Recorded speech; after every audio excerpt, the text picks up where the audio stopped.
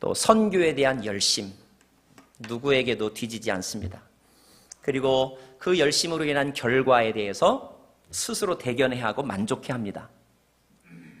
하지만 어느 날 자세히 들여다보니까 그 결과가 그렇게 건강한 것만이 아니라는 사실을 깨닫게 되었습니다. 교회는 성장했지만 교회의 영향력은 성장하지 않았습니다. 교회의 머리이신 예수님보다 그 예수님의 종인 목회자가 더 높아졌습니다. 영적인 재생산을 통하여 교회의 숫자가 늘어난 것이 아니라 다투고 깨어져서 교회의 숫자가 늘어났습니다.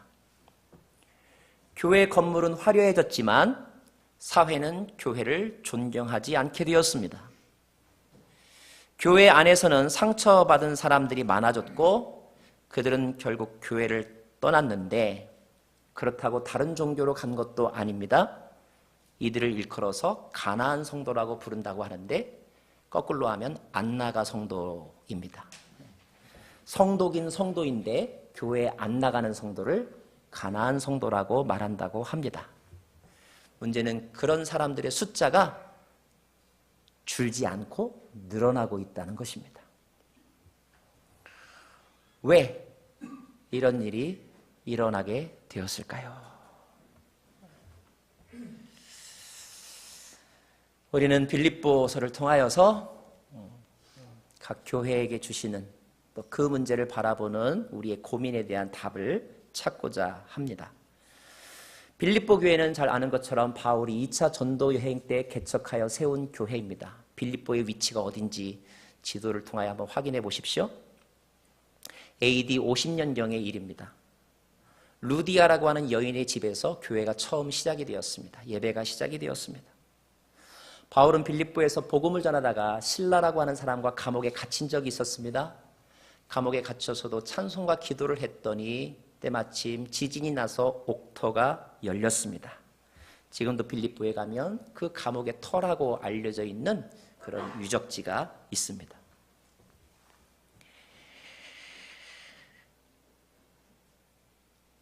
감옥문이 열렸을 때 바울은 그 감옥을 지키던 간수에게 복음을 전했습니다. 그 간수도 세례를 받고 크리스찬이 되었습니다. 빌립보 교회는 바울을 많이 사랑했습니다. 그래서 바울이 빌립보 사역을 마치고 그 다음 장소로 갈 때 성경에 보면 바울을 여러모로 도와주었다 이런 표현이 있습니다. 시간이 흘러 10년쯤 지났습니다. AD 60년경이 되었습니다. 빌립보 교회는 어떤 모습을 하고 있었을까요? 빌립보서를 보면 빌립보 교회는 성도들의 숫자가 더 많아졌고 그리고 그 교회는 감독이라고 하는 직분자도 있었고 장로라고 하는 직분자도 있었습니다. 다시 말하면 그런 조직이 감독은 지금으로 말하면 목회자격인데 그런 직책을 가진 직분을 가진 사람들이 세워질 정도로 교회가 숫자도 늘고 그리고 시스템도 갖추었다 이런 말입니다. 특이한 것은 빌립보 교회는 여성 리더십이 활발하게 사역했습니다. 최초로 교회가 시작되었던 것도 루디아라고 하는 여인의 집이었고요. 빌립보서를 읽어보면 유오디아 또 순두계라고 하는 이름이 나오는데 다 여성들입니다. 요즘 말로 하면 여전도회 회장쯤 되거나 우리 교회로 치면 여성사역 팀장쯤 되는 사람의 이름입니다. 이렇게 빌립보 교회는 성장했습니다. 성장의 비결은 무엇이었을까요? 열심이었습니다. 열심. 빌립보 교회의 열심은 대단했습니다. 열정적으로 복음을 전했고 교회를 섬겼습니다. 기도하는 일에도 열심을 내었습니다. 그리고 바울을 사랑했기 때문에 바울이 AD 60년경 로마의 감옥에 갇혀 있다는 소리를 듣자 그 빌립보에서 로마까지 사람을 보냈습니다. 빌립보 교회만이 아니라 골로새 교회나 에베소 교회도 감옥에 있는 바울을 위로하기 위해서 사람을 보내고 그리고 그를 위해 중보하며 기도했습니다. 그런 열심과 사랑 때문에 바울은 감옥에 갇혀 있었지만 큰 힘을 얻었습니다.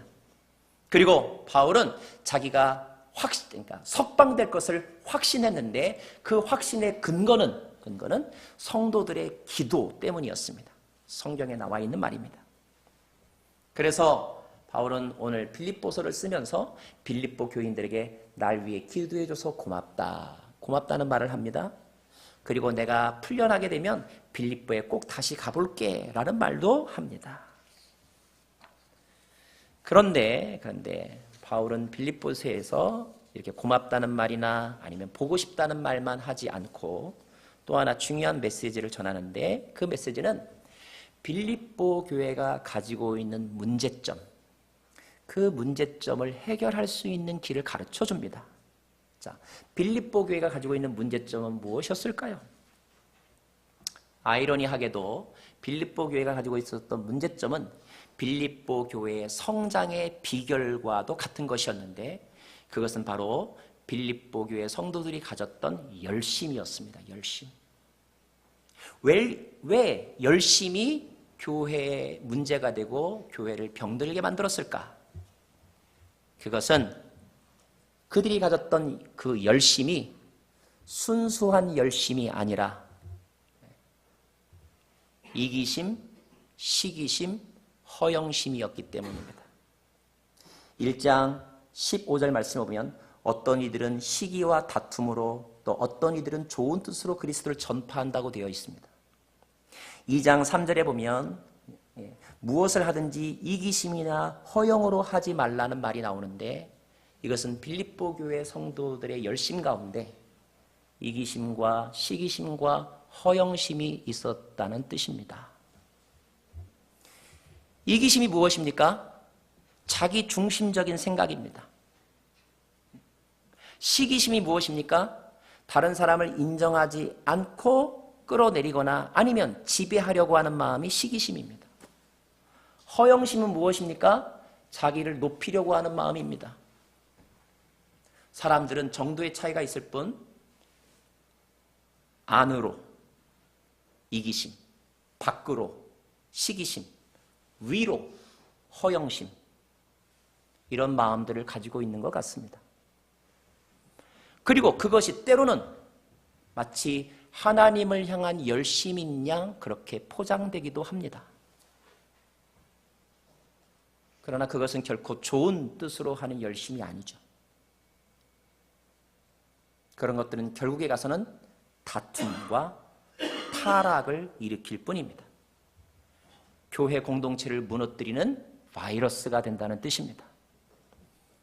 바울은 빌립보 교회의 문제가 바로 거기에 있음을 파악했습니다. 그래서 빌립보서를 통하여 바울은 그런 동기로 너희들이 열심히 하는 것은 너무나 좋은 일이지만 그런 동기로 하는 열심은 결코 좋은 열매를 맺을 수 없다고 말했습니다. 실제로 유오디아와 순두계라고 한 두 여인이 서로 싸우면서 공동체를 갈라놓았습니다. 바울은 빌립보 교회가 진정한 그리스도의 교회가 되려면 그리스도의 몸이 되려면 이것이 있어야 된다고 말합니다. 이것. 그것이 뭘까요? 5절 말씀을 같이 읽겠습니다. 5절. 시작.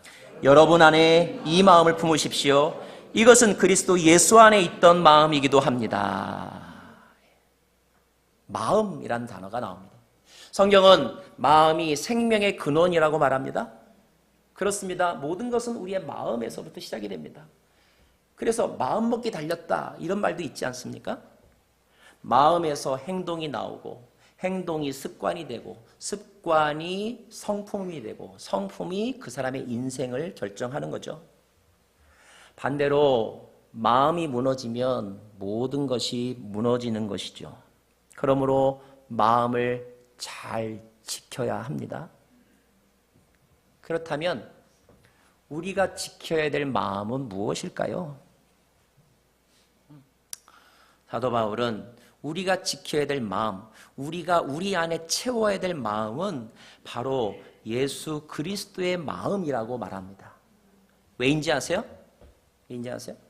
바울은 에베소서에서 교회는 그리스도의 몸이라고 말합니다. 여러분, 몸과 마음은 일치해야 합니다. 맞죠? 교회가 그리스도의 몸이라면 교회는 그리스도의 마음을 가져야 합니다. 몸과 마음이 따로이면 결코 건강한 인격체가 될 수 없는 것처럼 교회가 그리스도의 몸이라면 그 교회는 바로 그리스도의 마음, 인간의 마음이 아니라 시기심과 허영심과 그리고 이기심이 아니라 그리스도의 마음을 품어야 하는 것입니다. 아멘. 그러면 그리스도의 마음은 어떤 마음입니까?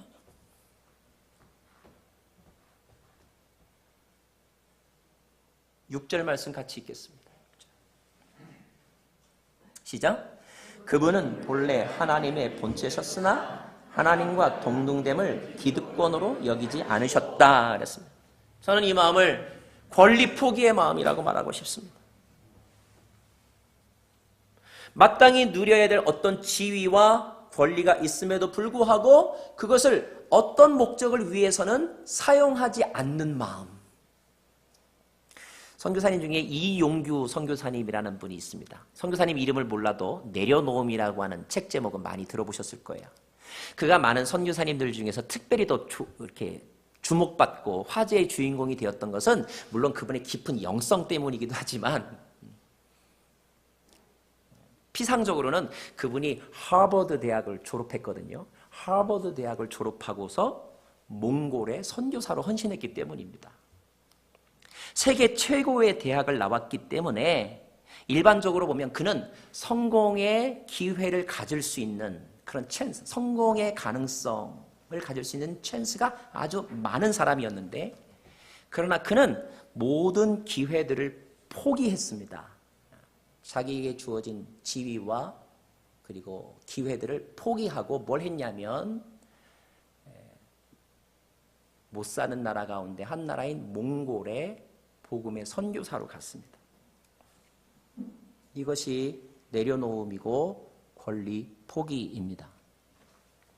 사람들은 부자를 부러워합니다. 많이 가진 사람을 부러워합니다. 그러나 사람들은 부자를 존경하지는 않습니다. 반대로 어떤 사람이 자기에게 주어진 권리나 소유를 좋은 뜻을 위해서 사용하지 않으면 사람들은 그것 때문에 감동을 받습니다. 예수님은 힘이 없어서가 아니라 힘이 있음에도 불구하고 사용하지 않으셨습니다. 십자가에서 내려올 수 있었지만 내려오지 않으셨습니다. 자신의 권리를 포기하신 것입니다. 하나님임에도 불구하고 하나님의 자격과 혜택을 사용하지 않으셨습니다. 이것이 예수님의 마음인데 이 마음은 우리가 가지고 있는 이기심과 정반대의 마음입니다.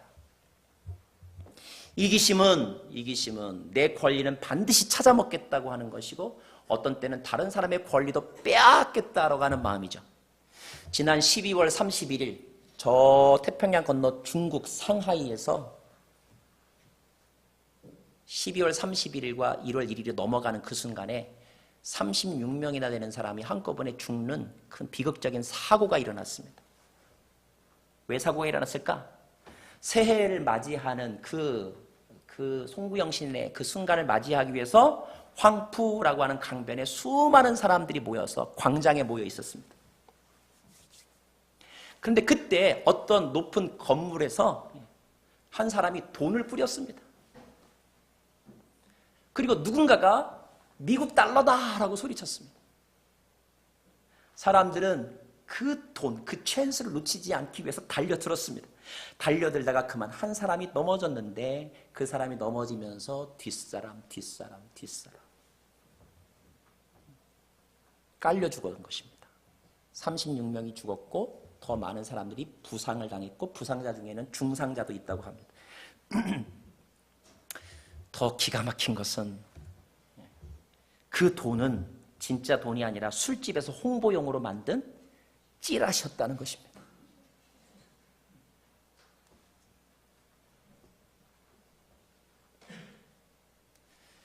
그 죽음 안에도 이기심이 작용한 것입니다. 예수님의 마음은 그 이기심과 정반대가 되는 것이죠. 예수의 마음을 가진 사람들이 모인 곳에는 다툼이 일어나지 않습니다. 교회는 그 정신을 가져야 한다는 것입니다. 두 번째 7절 말씀 읽겠습니다. 7절 시작. 오히려 자신을 비워 종의 형체를 가져 사람의 모양이 되셨습니다. 기득권을 포기하는 것, 내가 있는 권리를 사용하지 않는 것도 사실 쉬운 일은 아닙니다. 대단한 결심인데 더 나아가서 주님은 기꺼이 종이 되고자 하셨습니다. 올해 표가 낮은 곳 더 낮은 곳으로인데 권리 포기가 아무것도 주장하지 않는 것이라고 한다면 종이 된다는 말은 더 적극적으로 가장 낮은 자리로 찾아가는 것입니다. 근데 낮은 자리로 찾아가려면 낮은 자세, 포즈 또는 애티튜드를 가져야 하더라고요. 낮은 자세를 취하려면 먼저 낮은 마음을 가져야 하더라고요. 제가 올해 나온 표를 제 문 앞에 이렇게 딱 붙여놨는데요. 그래서 낮은 곳 더 낮은 곳으로 다니는데 제가 문을 열고 딱 손잡이를 딱 잡는 순간 저도 모르게 고개를 이렇게 숙이게 되더라고요. 낮은 곳이어야 돼서. 그래서 굉장히 아주 임팩트가 크다. 제가 그런 마음이 들어서 우리 성도님들에게 다 칼라로 좀 이렇게 카드처럼 복사해가지고 각 집마다 다 붙여놓으라고 제가 그렇게 계획 중입니다.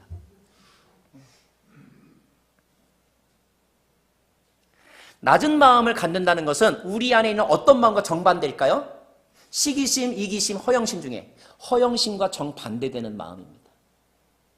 사람들은 자기 자신을 자랑하고 싶어 하죠. 그래서 거짓말을 해서라도 자기를 높이려고 합니다. 학력을 속이고 그리고 단점을 속입니다. 자기를 높이기 위해서입니다. 그런데 예수님은 반대로 자기를 낮추셨습니다. 하나님이신 그분이 사람이 되셨습니다. 남들이 가지 않는 곳, 남들은 하지 않는 일, 남들은 싫어하는 사람들, 그런 사람들에게 다가가셨는데 그것이 예수님의 겸손의 마음. 이것이 우리 교회가 가져야 될 마음이라는 것입니다.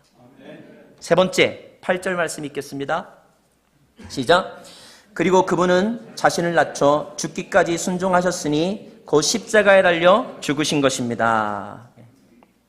모든 사람들은 섬김을 받고 싶어 합니다. 그래서 어떤 사람은 3배 이상이나 되는 돈을 내고 비행기 1등석을 탑니다.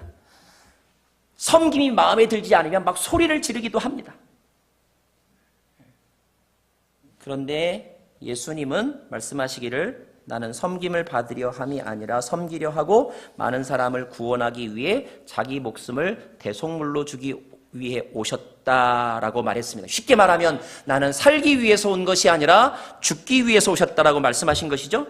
그리고 말씀만 그렇게 하신 것이 아니라 실제 십자가에 달려 죽으셨습니다. 누구를 위해서? 다른 사람을 위해서 죽으셨습니다. 이것은 우리 안에 있는 이기심, 시기심, 허영심 속에서 시기심과 정반대가 되는 행동입니다. 시기심은 다른 사람의 권리를 질투하여 빼앗거나 아니면 그것을 못쓰게 만드는 마음이죠. 자기가 못하면 자기만 못하는 게 아니라 다른 사람도 못하게 만드는 마음이 시기심입니다. 그런데 예수님의 마음, 이 마음, 섬김의 마음은 다른 사람을 인정해주고 다른 사람을 높여주는 마음이고요. 더 나아가 나는 못하더라도 다른 사람은 되게 만들어주는 마음이고 상대방의 권리를 찾아주는 마음이 바로 섬김의 마음입니다. 예수님은 철저히 그 섬김의 삶을 사셨다는 거죠. 다른 사람을 위해 사셨고 다른 사람을 위해서 죽으셨다는 것입니다. 그런데 여러분 오늘 말씀을 보면 8절에 이렇게 돼 있어요. 자신을 낮춰 죽기까지 뭐 하셨다고요? 순종하셨다고 돼 있습니다. 순종. 여러분 누구한테 순종한 것일까요? 누구한테 순종해서 죽은 것일까요? 빌라도의 말에 순종해서 죽으신 것일까요? 아니죠. 예수님이 순종한 대상은 하나님이죠. 하나님에게 순종해서 십자가를 지신 것입니다. 하나님의 순종해서 섬김의 삶을 사신 것입니다. 다시 말하면 주님은 사람을 위해 살고 사람을 위해 죽으셨지만 사람을 섬기셨지만 그러나 주님은 정확하게 말하면 사람을 섬긴 게 아니라 하나님을 섬긴 것입니다. 왜 우리가 봉사를 하다가 다른 사람을 위해서 잘 섬기다가 어느 순간 갑자기 질투가 나거나 후회가 되거나 하던 일을 갑자기 멈추어주고 싶은지 아십니까? 그것은 그때 우리의 마음속에 내가 사람을 섬긴다는 생각이 들기 때문에 그래요. 그러면 갑자기 그 사람의 얼굴이 눈에 들어오면서 하고 싶은 것을 딱 그만두고 싶습니다. 사람을 섬기면 이런 일이 생기는 것입니다. 그런데 정확하게 말하면 우리는 사람을 섬기는 것이 아니라 하나님의 말씀에 순종하는 것입니다. 주님의 마음은 하나님을 섬기는 마음, 사람을 섬기지만 사람 속에서 하나님을 바라보는 마음이 주님의 마음입니다. 그렇게 하면 섬기다가 미움이 생기지 않습니다. 그렇게 사람을 섬기면 섬기다가 억울하다는 생각이 안 듭니다. 섬기다가 내가 비참하다는 생각이 안 듭니다. 우리가 섬기다가 비참한 생각이 드는 것은 하나님을 섬기지 않고 그 사람을 섬기는 노예가 됐다는 생각이 들기 때문입니다. 우리의 마음 안에 시기심과 허영심과 이기심이 있습니다. 그런 마음 가지고는 그리스도의 몸을 세워갈 수 없습니다. 왜냐하면 그것은 그리스도의 마음이 아니기 때문에 그리스도의 몸에는 그리스도의 마음, 그리스도의 심장이 있어야 하는 것입니다. 축복합니다. 그리스도의 마음을 품으십시오. 그리스도의 마음을 품으십시오. 우리 함께 그리스도의 마음을 품읍시다. 자, 그 마음을 품고 살면 어떻게 되는가? 그 마음을 품고 열심을 내면 어떤 일이 생기는가? 9절과 10절, 11절 말씀을 같이 보겠습니다. 9절과 10절, 11절 시작. 그러므로 하나님께서는 그를 지극히 높여 모든 이름 위에 뛰어난 이름을 주셨습니다.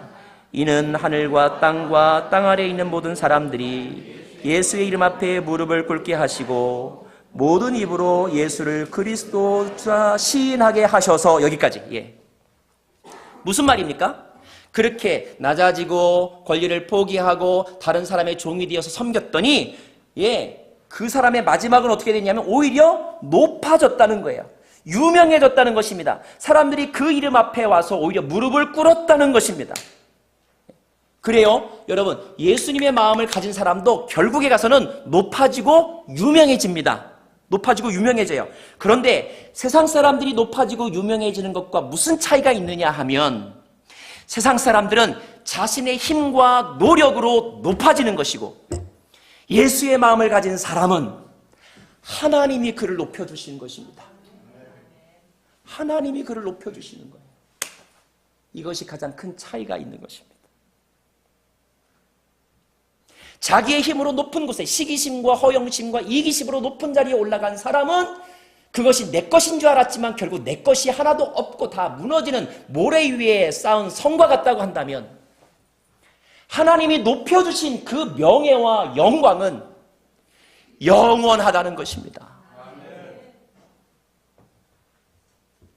두 번째, 그 다음 말씀 같이 읽을까요? 하나님 11절에 뒷부분 시작. 하나님 아버지께 영광을 돌리게 하시려는 것입니다. 무슨 말입니까? 그 사람의 높아짐으로 말미암아 그것이 끝이 아니라 무슨 일이 생긴다는 거예요? 사람들이 그를 보고 와, 하나님은 살아계셔, 하나님은 대단하셔 라고 하나님께 영광을 돌린다는 거예요. 다른 말로 하면 사람들이 그 그리스도의 마음을 가진 사람 때문에 하나님께로 돌아온다는 것입니다. 우리가 예수님의 마음을 가지고 일하면 사람들이 하나님께로 돌아오고요. 우리가 이기심과 허영심과 시기심으로 하나님의 일을 하면 사람들이 하나님을 떠납니다.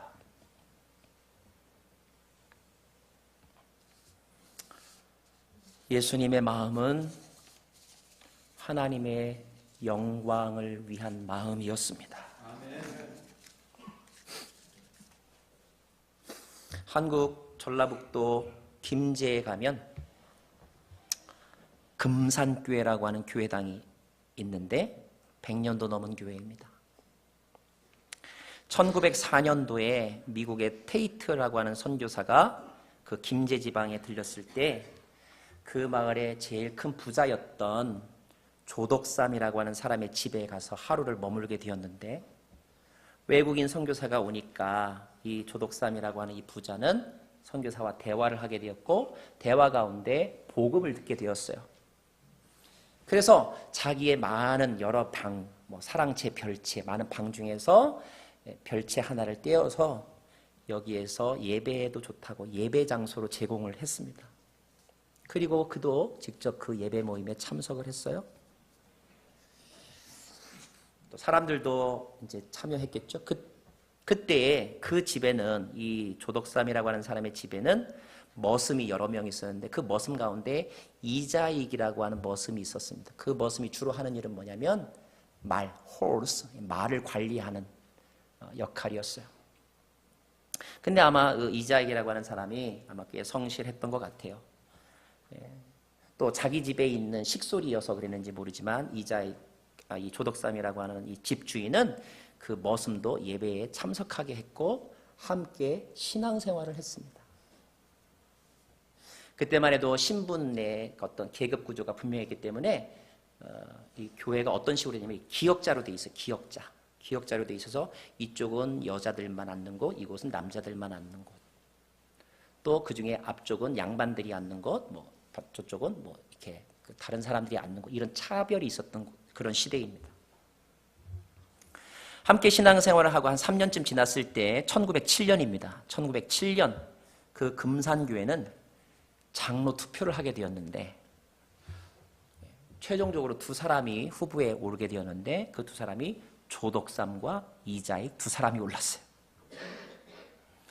계급차별이 심했던 당시에는 그것만으로도 놀라운 일이었고, 조덕삼의 입장에서는 씁쓸한 일이 충분히 될 수 있었는데, 놀라운 것은 그 후보가 되었을 때 조덕삼이라고 하는 이 주인이 성도들에게 뭐라고 말했냐 하면,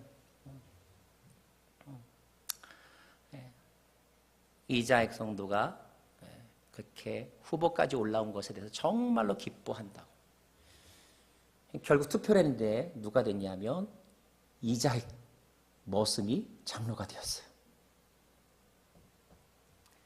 그 후로 조덕삼 성도는 교회를 나오지 않았습니다. 아니라 그 이자익 성도를 잘 섬겼습니다. 그리고 자신은 3년 후에 장로가 되었습니다. 그는 이자익 장로가 선교사님이 없을 때는 설교도 했는데, 설교할 때 회중석에 앉아서 머슴인 그 이자익 장로가 하는 설교를 들었고요. 그리고 이자익 장로를 전북 김제에서 저 평양까지 보내서 평양에 있는 신학교를 졸업하게 도와주었습니다. 신학교를 졸업하고 목사가 된 이자익 장로는 1915년 다시 금산교회로 돌아와서 금산교회 두 번째 담임 목사로 오게 되는데, 자신의 머슴이었던 사람이 목사가 되어 돌아오는 것을 조덕삼 장로는 환영해 주었습니다. 누가 목사님일 것 같아요, 여러분? 양복 입은 분이 목사님이고, 망거를 쓰신 분이 조덕삼 장로님입니다. 이 이자익 목사님은 나중에 교단에서 3번씩이나 총회장이 될 정도로 존경받는 분이었고요. 조덕삼 장로는 본인만이 아니라 그의 아들도 신앙생활했고, 그의 손자도 신앙생활했고, 모두 아들과 손자 모두 나중에 교회 장로가 되었습니다. 그분의 손자 가운데 한 사람은 국회의원이 되기도 했는데, 그 사람이 바로 조세형이라고 하는 국회의원입니다. 지금은 돌아가셨습니다. 여러분, 이 교회의 스토리는 그리스도의 마음을 가진 그리스도의 몸이 무엇인지를 우리들에게 전해주는 스토리입니다. 교회란 이런 곳입니다. 교회 성도는 이렇게 살아야 하는 것이죠. 예수의 마음만이 예수의 몸인 교회를 건강하게 만들어 갑니다. 교회가 세상 속에서 빛과 소금의 역할을 하려면 무엇보다 예수의 마음을 잃지 말아야 합니다. 올 한 해 날마다 우리 안에 그리스도의 마음, 그리스도의 심장이 뛰게 해달라고 기도하십시다. 그리고 우리 교회가 이기심과 허영심과 시기심으로 봉사하지 않고 그리스도의 마음, 포기하는 마음, 겸손한 마음, 섬김의 마음으로 봉사하는 교회가 되기를 간절히 바랍니다. 기도하겠습니다.